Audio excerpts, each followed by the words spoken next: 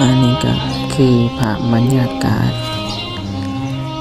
การไปทรงสการของแม่เฒ่าก็ถือว่าเป็นการสูญเสียไปครั้งยิ่งใหญ่ของครอบครัว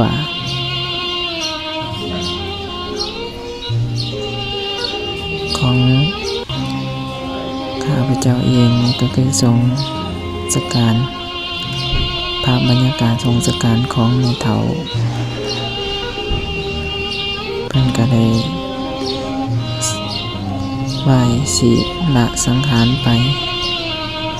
ที่บ่มีวันหวนคืนอนิจจาทุกขังอนัตตาอนิจจามันบ่เที่ยงบ่มีหยังคงทนเนาะสิ่งทุกอย่างก็ต้องได้สูญเสียไปก็ขอให้ดวงวิญญาณของแม่เฒ่าจงไปสู่สุคติภพโลกสวรรค์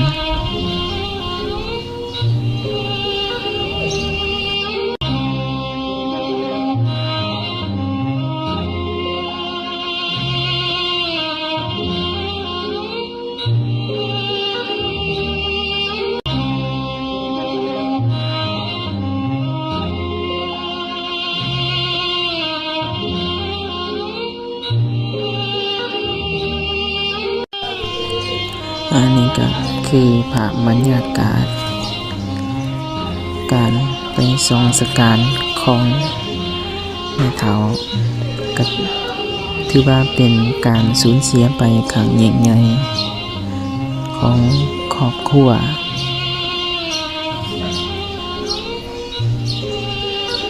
ของข้าพเจ้าเองก็เคยทรงสการภาพบรรยากาศทรงสการของแม่เฒ่าเพิ่นก็ได้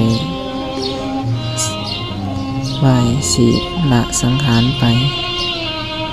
ที่บ่มีวันหวนคืนอนิจจาทุกขังอนัตตาอนิจจามันบ่เที่ยงบ่มีหยังคงทนเนาะสิ่งทุกอย่างก็ต้องได้สูญเสียไปก็ขอให้ดวงวิญญาณของแม่เฒ่าจงไปสู่สุคติภพโลกสวรรค์